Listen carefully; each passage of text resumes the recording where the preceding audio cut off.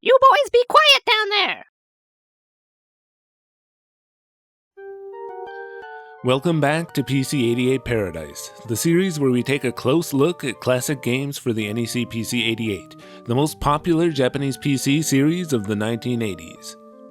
In the 80s Japanese PC gaming scene, there were a number of titles that I would call important or influential, games that if you owned a PC in Japan at the time, you probably played or at the very least were familiar with.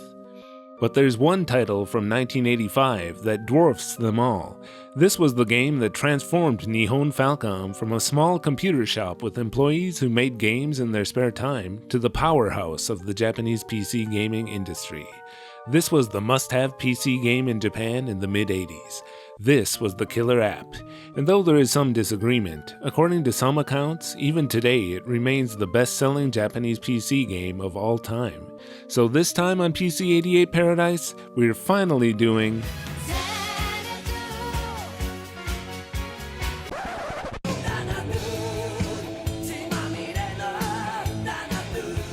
Xanadu was the brainchild of Yoshio Kiya, a game producer at Falcom who, as I've mentioned in previous videos, had a weird habit of making every game he produced a part of his Dragonslayer series. And so it was that Xanadu, a standalone game of its own which itself spawned sequels and spin-offs, was also given the small text title Dragonslayer II. But to be fair, though most of the Dragonslayer games have little or nothing to do with each other, at the time Xanadu probably felt like the logical evolution of the original Dragonslayer, released the previous year. And can we marvel for just a second at how big a step up Xanadu is from the original Dragonslayer? These games were released barely even over a year apart from each other. Technology moved so fast back then. Wow, Xanadu. Before getting to the PC-88 version of Xanadu though, we're first going to have to go to another 80s Japanese PC series, since Xanadu is the first game I've covered on PC-88 Paradise where the PC-88 version isn't the original. Xanadu was programmed on and originally released for the Sharp X1, one of the PC-88's closest competitors. This version looks graphically almost identical to the PC-88 version, but the music uses the X1's PSG sound, which would sound great if it weren't for the fact that the music cuts out completely during all sound effects.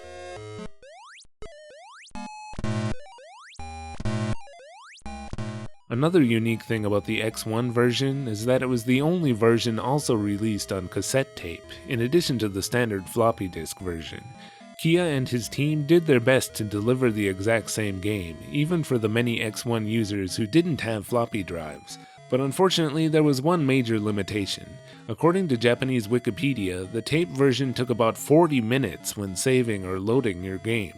At first I thought, that doesn't make sense. There's no way it could take that long just to save some character stats and the character's current position in the stage.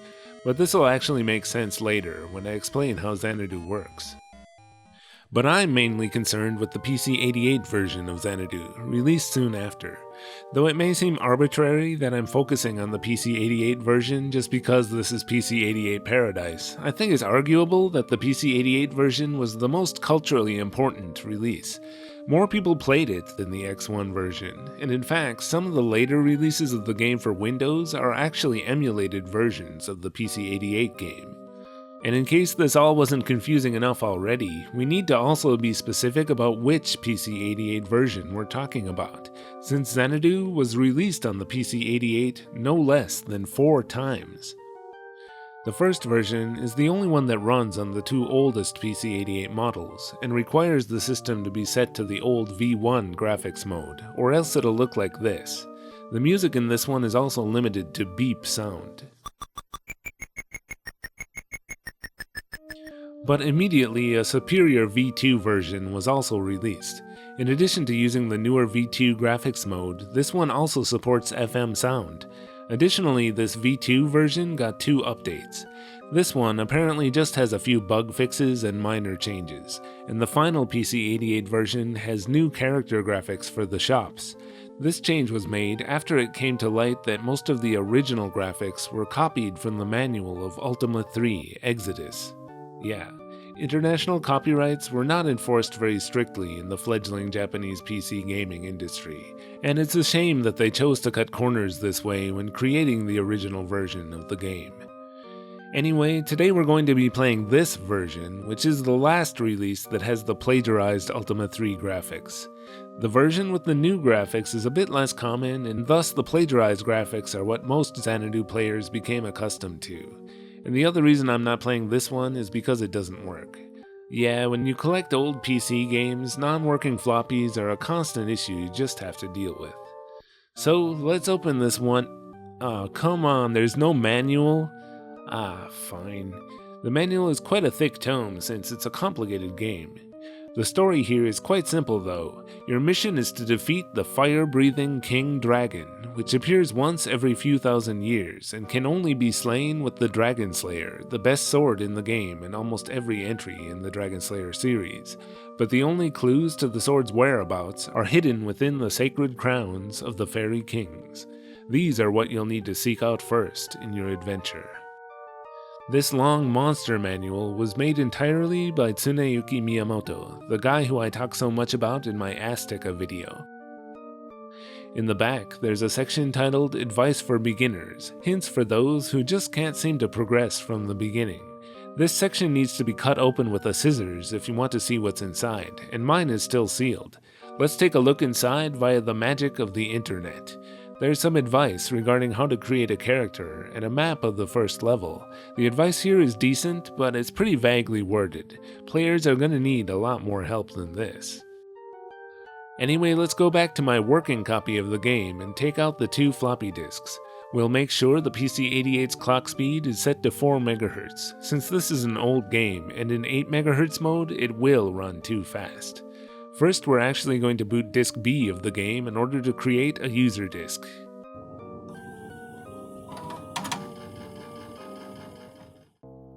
This Xanacopy screen can also be used to confirm which release of the game you have. We'll insert a disk we can format over in Drive 2, and Xanacopy will copy the contents of game disk B onto the new disk. Disk B is actually just a fresh user disk with write protection enabled. By the way, Xanacopy can also be used at any point to make a backup of your user disk in its current state. After the copy process, we're instructed to replace disk B with disk A in Drive 1 and press reset. I've always found this title screen kind of funny. It's like, look at all the characters you can be in this role-playing game. In reality, though you can become a strong magic user, your character is always going to look mostly like the fighter in the middle. After the characters finish appearing, the game will begin automatically. We start here in this unique town area of the game. You can't talk to these people or dogs or anything, they're just here to get in the way.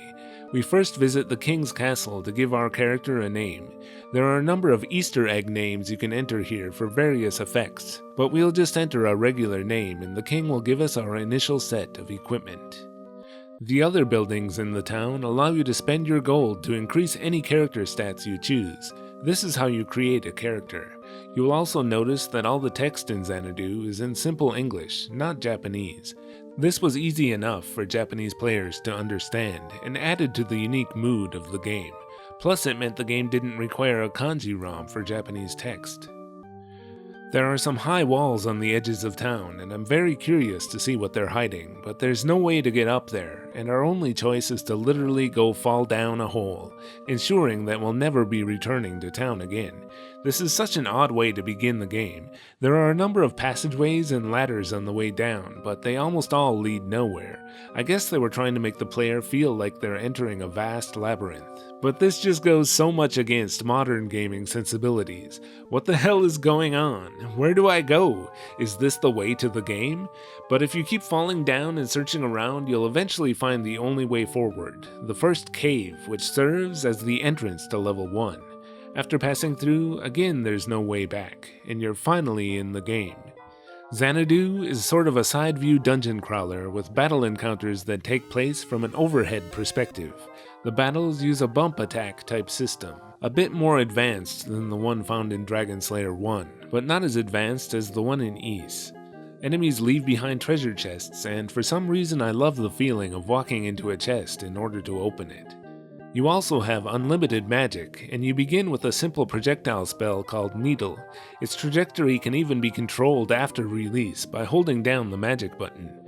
There's also a button you can hold down to make your character strafe, but when using the gamepad, it's the same button that's used for items, and it's very easy to accidentally use up an item when you're trying to strafe.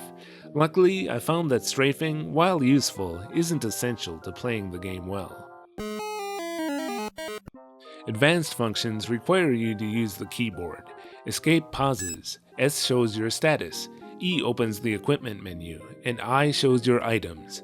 It's pretty hard to see how many of each item you have remaining.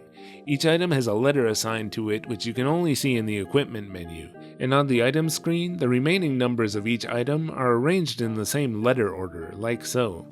I found myself reciting the alphabet to myself in order to read this. A, B, C, D, E, F, G. This menu is hard to read.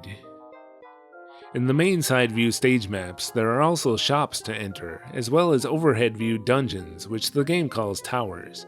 These are not unlike the dungeons in the original Zelda, though they lack puzzle elements. These are the best places to find valuable loot. Each of the game's 10 levels has about 1 to 3 of these towers, with one of them containing a boss. The bosses are fought on this side view Egyptian themed screen, where your character can basically fly. There's little strategy to the bosses. You basically run into them and hope your stats are high enough to win. Surprisingly, the bosses don't need to be defeated in order to progress to the next level, but if you can manage to beat them, they give a ton of experience and valuable loot. Some of them also guard one of the 4 crowns, which are required to obtain the Dragonslayer. To improve your character, you have both attack experience and magic experience. In addition to that, every piece of equipment in the game also has its own experience, which gets raised every time you attack, get hit, or use magic. So as with everything in this game, there are a ton of things to consider. Visit the temple after you've gained enough attack or magic experience, and you'll be upgraded to the next fighter or magic level. Once you've reached a high enough level, the cave entrance to the next level is open to you. Okay, they're also called levels, but let's call them stages from now on to avoid confusion. Once you figure this much out, you can actually have a pretty good time casually defeating enemies and trying to reach the next stage. You might even manage to get to the second one, but I'm afraid I have some bad news to break to you. You see, you're not going to obtain the Dragonslayer, or defeat the King Dragon. In fact, you've probably already done several things which have made it now impossible to finish the game. Xanadu was not designed to be easy, and most players were never intended to finish it. It's a game of finite resources and tools which need to be utilized in very clever ways in order to progress.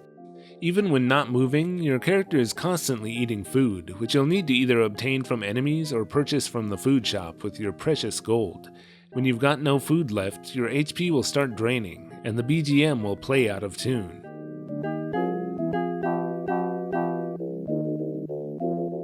Though since the BGM sounds pretty dissonant to begin with, it's sometimes actually kind of hard for me to notice. If you play the game, you'll also notice that enemies in the stages stop spawning after being defeated about 3 times or so, which means that if you need more gold or experience, you can't just keep grinding. You've only got whatever's left. Once the enemies are gone, there's no more gold or experience to be gained. The game is constantly updating your user disk, with every enemy that has been defeated and every item collected in every tower in the game. This is the reason why the cassette tape version for the X1 took 40 minutes to save or load. Incidentally, this means there's actually an easy way to cheat at Xanadu. Before entering a cave to another stage, insert a fresh user disk. Then all enemies and items will be back, with all your stats and inventory still intact. I made sure not to use this to my advantage as soon as I realized it was a thing. But the real kicker for me when I first tried playing Xanadu casually was that it costs gold to save and load your game. This is counter to our way of thinking in this modern age of save states, but according to the manual, saving your game is a privilege granted by the gods, and you're not intended to be constantly saving and then loading after a battle that didn't go your way. Mistakes are supposed to be permanent, and saving is only for when you need to turn off your PC-88. Pressing Ctrl Q to save and Ctrl R to restore is quite forward thinking for a 1985 game, and it's very tempting to use these commands, but doing so even once will use a significant amount of precious gold that you're gonna need to buy other things. The only way to save for free is the autosave that occurs whenever you travel to another stage, or before you fight a boss. Then, again, it's tempting to quickly use Ctrl R when you need to load, but even this uses gold, and doing so over and over again will literally deplete your gold in no time due to the subsequent autosave that will immediately happen afterward. The only way to load for free is by resetting the system, which is inconvenient since you'll need to watch the slow opening animation every time. To be honest, Xanadu is a game that I've been dreading making a video about for as long as I've been making PC-88 Paradise. I have a relatively long history with this game, going back decades. Every time I've tried it, I ended up quitting pretty quickly in frustration. As a diehard Falcom fan, this game and Sorcerian have always felt like gaping holes in my personal experience with Falcom's long history. Sure, I've tried these games and have a pretty good idea what they're about, but I've always felt like I should really learn to play them for real someday, or hand in my Falcom fanboy card like the imposter I am. And this may be my modern gamer sensibilities talking, but I can't help but feel that games are meant to be finished. Every game I've started and not finished feels like a bit of unfinished business. Despite knowing how famously difficult Xanadu is, I'll always feel like I'm missing something if I never find that Dragonslayer and defeat that damn King Dragon.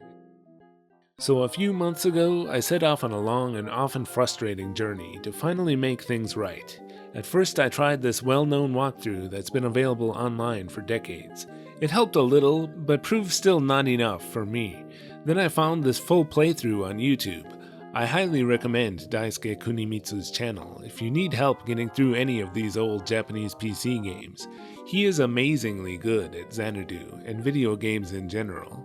For most of my playthrough, I ended up literally watching his videos on a second screen while I played. Mimicking his movements from my cage and learning the mysterious art of ninjutsu. I'll fully admit this was basically like cheating on a test by copying someone else's work, but realistically, knowing my history with the title, this was probably the only way I was ever going to finish it. Even with all this help, I still managed to screw up constantly, getting killed by enemies I should have been able to take down. I oftentimes needed to backtrack to correct mistakes made hours earlier. Good thing I bothered to back up my user disk at several key points in the adventure, so that I wouldn't have to start again from the very beginning every time. So here are some examples of the crazy things you need to do in order to beat Xanadu. There's no way I can possibly mention everything, so if you're familiar with this game and I fail to mention your favorite aspect, be sure to let me know about it in the comments. And as in all my videos, the following information isn't really intended so that you can beat the game for yourself, but rather to give a better idea of what the game is like. First of all, when creating a character, the one thing you absolutely should do is raise your charisma stat to the highest possible amount. Charisma determines how much things will cost at the shops, and thus is generally agreed to be the most important stat, since Xanadu is a game of resource management. For the same reason, before making any major purchase in the game, you're also going to want to use an item called a bottle, which temporarily raises your charisma even further. Another thing you're going to want to do is find the item shop hidden down the hole at the beginning of the game. 5 steps to the left here and the shop appears to the right. Now, there are equipment shops throughout the game, but this is the only shop where you can buy and sell items. Sell all those cheap spectacles you got from the king, and buy some rare items. Items like the Demon's Ring and Hourglass will make the towers much easier by granting invisibility or stopping time, respectively. These items last for a limited amount of time, but it doesn't run down as long as you're in battle. Since almost every screen in the towers has enemies on it, you can make these items last indefinitely by always leaving one enemy alive on each screen, thus never exiting battle. Then you can go back and take out the last enemy on each screen later in order to obtain their precious items. Another thing that makes battles much easier are the Deg spells, like Deg Needle. These deal a little damage to every enemy on screen each time they're used, and the enemies can hardly move at all if you just hold down the button to keep using magic. This means enemies can almost always be taken out without taking any damage by using these deg spells, but relying too much on magic means that you'll only get magic experience. You want to make sure you also get attack experience, since most of the bosses are invulnerable to magic. So using deg magic to weaken the enemies down to the final hit, and then finishing them off with regular attacks is often the best strategy, especially since finishing the last enemy using magic means they won't drop any items. In Stage 3, you'll meet the first Karma enemy of the game. You want to avoid killing these urinals, or else you'll accumulate Karma. Urinals? More like urinals, am I right? Sorry. The other way you can accumulate Karma is by saving or loading your game when you don't have enough money. If you have any Karma at all, you won't be able to level up at the temples, even if you have enough experience points. Hey, this must have been the inspiration for the Karma system in Xanadu II that I complained about so much. The only way to lower your Karma is by collecting poison. Poison takes away half your current HP every time you collect it, so normally you're going to want to avoid these. If you do need to collect them to lower your Karma, better try to make it when your HP is already low. You can also shoot the poison with magic, as you can with all items, to get it out of your way. You just shot the potion! Other items you'll want to avoid for most of the game are these gloves and rods. These give a big increase to the experience level of your currently equipped weapon or magic respectively, so if you want to beat the game, you're going to want to leave most of these and come back and collect them near the end once you have the death magic and the Dragonslayer. Another secret to the game is not leveling up. You heard me right, not leveling up. Leveling up causes inflation. Everything costs more the higher your level is, so you're going to want to hold off on going to the temple to level up until you absolutely need to. You'll also want to make any major purchases before going to the temple to level up, and since this game has a ridiculous number of locked doors, most experts recommend using all your remaining money to stock up on keys at the guilds before leveling up.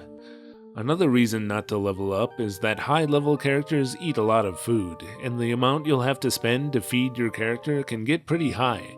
Gee, I wish it was possible to buy more than 99 food at a time. Not leveling up, though, is one of the things that made the game extra hard for me at a lot of points. It's possible to progress to stages too high for your current level by using a pendant to temporarily open the closed doors to the next stage. I tried to imitate the way this expert delayed leveling up in his videos, but you have to be very, very careful when fighting enemies much stronger than you are. I died a lot, and had to choose whether to use a precious elixir to resurrect or reset to load my game. In hindsight, I was a bit too conservative with using my elixirs. For most of the game, you have a limited number of them, but later on, some enemies start dropping them. You can't use elixirs on the bosses anyway, so you had might as well use them. And on the topic of healing items, you're going to want to use the red potions enemies occasionally drop as your main method for healing. The other way to heal is by visiting the healers or the inns, but these start costing quite a lot to use, even very early in the game. Mastering the art of moving your character about the side view stages is also important. This may look strange, but you can actually move your character diagonally through floors like these. You'll also want to be careful with these T-shaped blocks, which you can move downward through, but not upward. There's actually a spot even in the first stage where these can get you permanently stuck. If there are remaining enemies nearby, you can use them to get unstuck by getting into battle with them, and making sure to exit upward from the battle screen. The direction you exit the battle screen determines the position where you'll be standing afterward. If you end up here when there are no enemies remaining, however, you're permanently stuck and will need to reset, which in the first stage probably means starting over from the beginning of the game. You can also use a mattock to destroy some blocks and open up otherwise inaccessible areas. Check out these crazy moves here. Jumps like these look like they shouldn't be possible, but they are with the right technique. Some Xanadu experts call these double jumps, but they aren't the awesome kind of double jumps you'll find in games like Super Ghouls and Ghosts. You know these jumps that are like double jumps, you know? You'll have to master keyboard techniques in order to make these. I can do this one with the gamepad, but others like this one I found easier with the keyboard. Jumps like this one may look simple, but you'll actually have to press 6-9 on the number pad with the exact right timing in order to hit this enemy. I actually found it easier with 9-6 instead. At first I just couldn't get the timing right and got really discouraged, but I got it eventually. Sometimes I used these 9-7 double jumps down here for practice, since the timing is the same. When you get to stage 7, the experts recommend warping up to stage 9 in order to grab the Murasame Blade, one of the best weapons in the game. The items called the Black Onyx and Fire Crystal allow you to warp up or down a stage, respectively. Each spot on the map has a corresponding spot on the other stage maps that you'll end up in when you warp. So if you're not careful, you might end up stuck in a wall. Not a huge issue though, since it always autosaves when you use these, so you can just reset the system to go back right before you warped. Or just continue warping to other stages if you've looked at a map and are sure you know what you're doing. Cause it's gonna autosave again next time with you still in the wall. Oh, and check out some of this game's crazy stage maps. Stage 10 has the initials for Dragonslayer II in it, and Stage 8 is shaped like a map of the world. The stages repeat endlessly to the left and right, by the way, in case that wasn't clear. So, did I ever manage to slay the King Dragon? Well, in Stage 9, first I had to slay a Silver Dragon. By now I had the strongest magic in the game called Death, powered up to a pretty high level, which can be used to deal him a lot of damage. Slaying him gave me the last of the 4 crowns, which would allow me, the next time I went to the temple, to view an on-screen map showing the Dragonslayer's location. But even the author of this walkthrough says the map is pretty unintelligible. Hey, is that pixelated Japanese? I'm pretty sure it is. The Dragonslayer can only be reached by using an item called a mantle to pass through this wall. Here I fought another silver dragon, and lo and behold, it's the Dragonslayer. I also found the battle suits by fighting another silver dragon in the same tower. Now my character looks truly ready for battle. But actually I better level up all this equipment before fighting the King Dragon. I used the gloves I left behind in the previous towers to level the Dragonslayer up to the maximum of 255, and also did my best to get the battle suits and +7 large shield up a bit as well. This trick using the Ustaligors to easily raise armor and shield experience didn't work for me for whatever reason, so I had to resort to doing it the hard way. I wasn't able to get them as high as I wanted, but decided to try my hand at the King Dragon anyway. He's actually located in stage 9, not 10. There's a boss rush you have to get through in order to get to him, but I found him before I was even ready. Since my equipment wasn't as strong as I wanted it to be, I had to use a bit of strategy in order to slay him.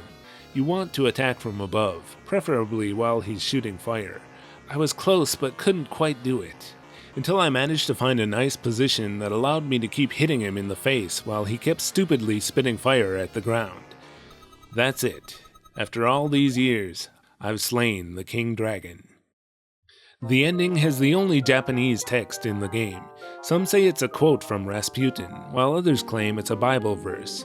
I can't find evidence to confirm either. My guess is that it's actually original text written for the game, based loosely on the poem Kubla Khan by Samuel Taylor Coleridge. Since the poem contains a lot of the same key words, and mentions Kubla Khan's palace, Xanadu, in the very first line. If you're curious, here's what the game's ending text says.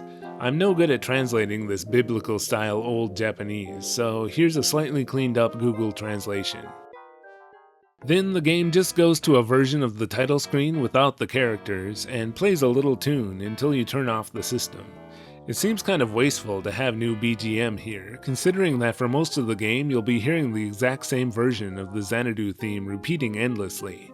There are 2 other variations of the main theme used briefly, plus a very short repeating boss BGM. And of course the sped up music for battle and the little jingles for when you get in and out of them if you want to count those. That's it.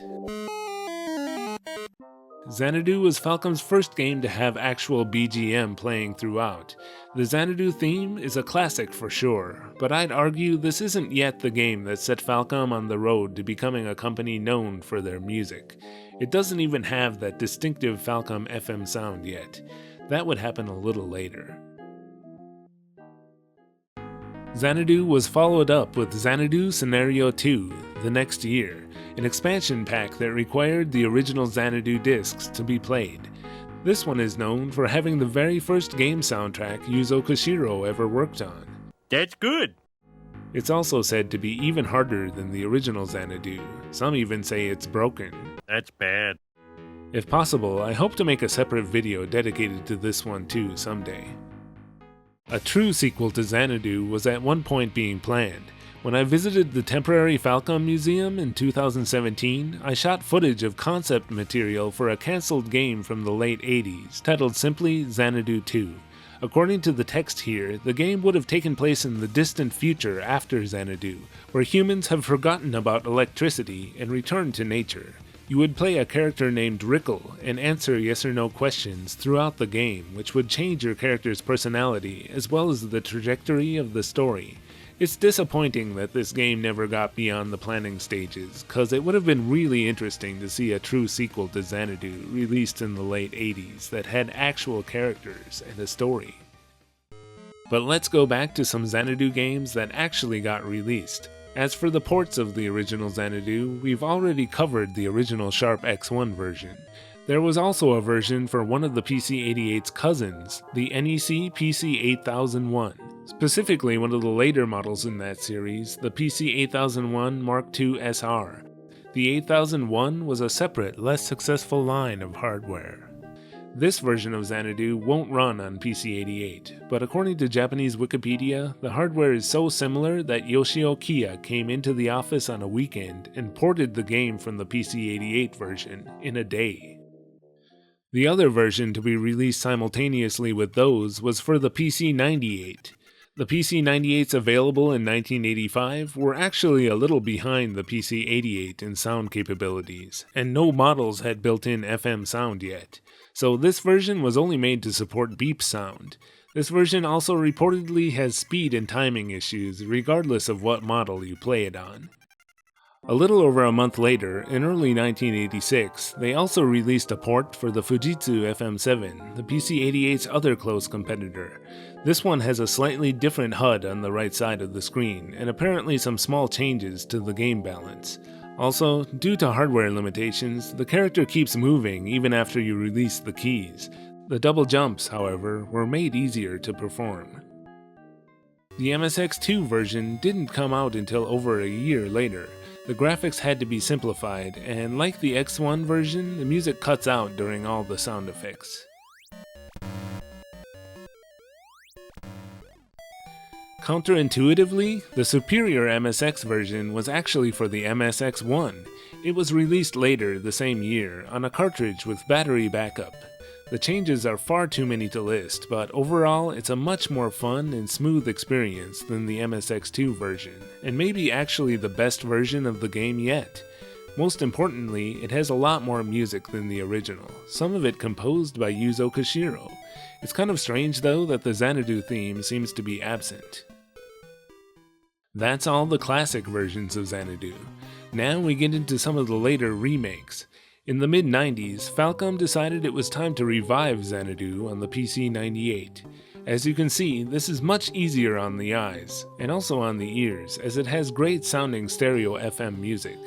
I've also owned this one for decades and never gotten very far, but now that I've finished the PC-88 version, maybe this one deserves another try someday as well.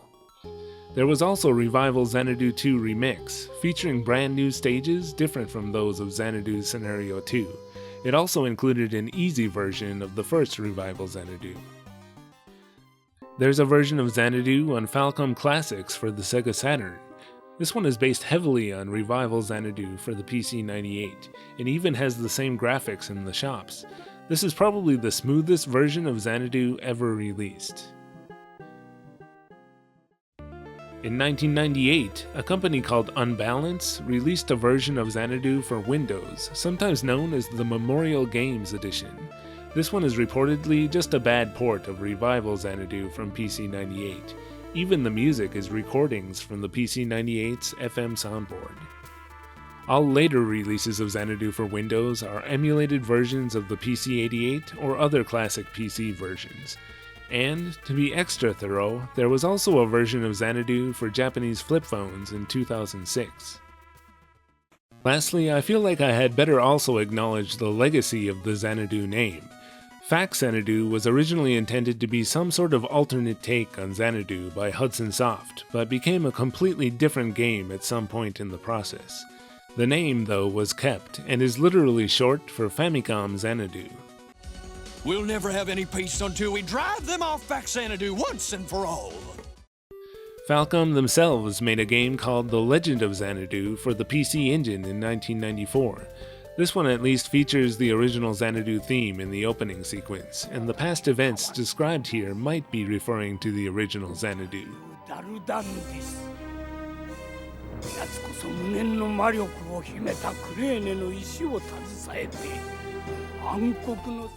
Otherwise, this game and its sequel are really nothing like the original Xanadu. The second one is one of my personal favorite Falcom games, though. Next, there's 2005's Xanadu Next. This one tries the most to carry on the legacy of the original game, and makes heavy use of the theme music. The story is also supposedly a direct sequel to the original. This is a decent enough game that I enjoyed playing when it first came out on Windows. And for some reason I'll never know, there was also a version released for the N-Gage, a short-lived handheld system released by Nokia in 2004. And finally, there was Tokyo Xanadu for the PS Vita and PS4. This game has absolutely nothing to do with the original Xanadu, though the title screen does make an appearance. Kids, if you see the original Xanadu for sale in an electronics store, I wouldn't recommend you buy it. I don't think you'll like it. The original Xanadu might be one of the hardest and most frustrating games I've ever finished. And I was only able to do it by utilizing decades of knowledge likely accumulated by scores of Xanadu players far more clever than I. But now that it's over, I'm pretty glad I did it. As a Falcom fan and player of old Japanese PC games, this was a rite of passage that I felt I needed to conquer in order to properly understand the gaming scene that I claim to explore in these videos.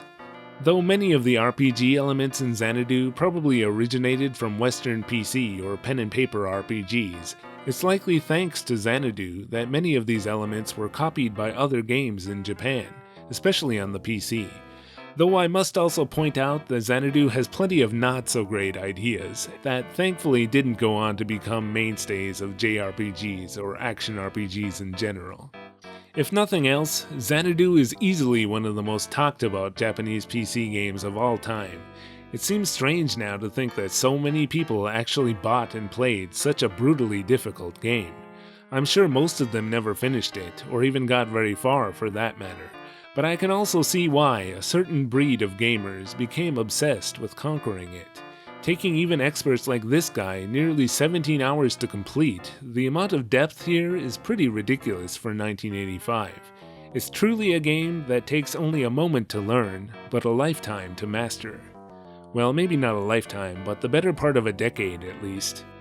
I can only imagine how many PC-88 machines spent the better part of their useful time in the 80s running Xanadu.